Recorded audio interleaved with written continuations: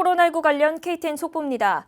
민주당 대선 후보 버니 샌더스 의원이 2020 경선에서 중도 하차를 선언했습니다. 이로써 민주당 조 바이든 후보가 트럼프 대통령과 11월 경선을 치르게 됐습니다. 코로나19 사태가 심각해지면서 민주당 예비선거 일정 강행에 대한 논란이 제기되어 왔지만 버니 샌더스 후보의 하차로 민주당 예비선거 자체를 치룰 필요가 없게 됐습니다. 샌더스 후보는 버몬트로 돌아갈 것이며 바이든 후보는 델라웨어에 본부를 설치할 것으로 알려졌습니다. 미국 정치 역사상 가장 성공적인 풀뿌리 기부 활동으로 여겨지는 샌더스 기금 모금은 지난달 공중보건 단체들을 위한 공급책으로 용도 변경된 바 있습니다. 존스 홉킨스의 8일 11시 50분 발표에 따르면 미국의 코로나19 확진 환자 수가 40만 명을 넘은 것으로 집계됐습니다. 미국 확진 환자 40만 1,166명, 사망자는 1만 2,936명입니다. 미국의 확진 환자가 일주일 새 2배 늘었습니다. 다만 존스 홉킨스 대 그래프 통계를 보면 미국의 하루 신규 확진 환자 수가 4월 3일 이후 가파른 기울기가 차츰 완만해지고 있는 양상을 띠고 있어 진정 국면을 기대하는 목소리도 나오고 있습니다. 조지아 보건당국의 8일 12시 30분 발표에 따르면 조지아 내 코로나19 확진 환자 수가 9,901명으로 10,000명을 앞두고 있는 것으로 집계됐습니다. 하루 새 1,000명가량 늘었습니다. 사망자 수는 362명으로 어제보다 33명 늘은 것으로 집계됐습니다. 다음은 한인 밀집 거주 카운티별 분포입니다.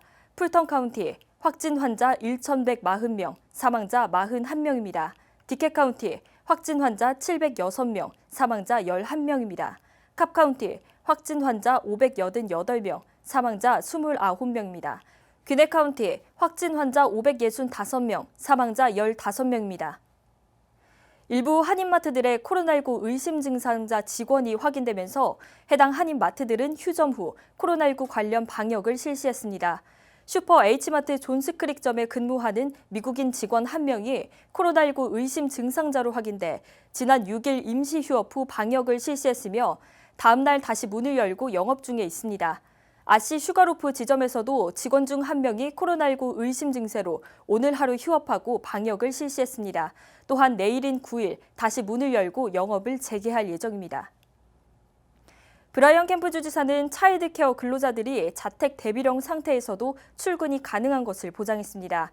캠프 주지사는 차일드케어 근로자들은 의료진, 소방관 등 일선에서 노력하는 근로자들의 아이들을 위해 꼭 필요한 존재임을 강조했습니다. 또한 조지아주에서는 이동을 할 때 필수 직종임을 증명하는 서류를 준비할 필요가 없다고 말했습니다. 애틀랜타시 전체에 자택 대피령이 내려지고 공공시설들이 잠정 폐쇄됐지만 교통량이 많은 배틀라인 지역은 예외적으로 개방되어 왔습니다. 사회적 거리 지침만 준수하면 산책로 또한 이용이 가능했는데 코로나19 사태가 심각해지면서 애틀랜타 시정부는 새 지침을 내놨습니다.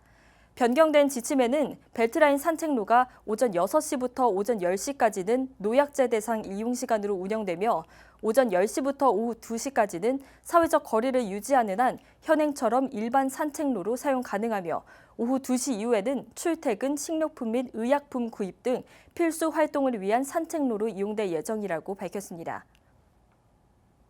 공화당 더그 콜린스 연방하원 의원은 제약회사 암릴이 조지아주 보건당국에 하이드록시 클로로킨을 20만 정을 기부했다고 밝혔습니다.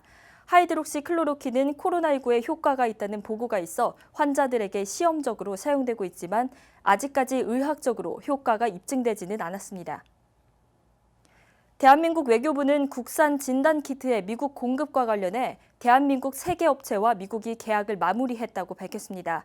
외교부 관계자는 빠르면 다음 주 정도에 진단키트들이 배송될 것이라고 말했습니다. 해당 3개 업체는 사전에 연방식약청 승인을 받았습니다. 자세한 소식 KTN 저녁 뉴스를 통해 전해드리겠습니다. 이상으로 KTN 속보를 마칩니다.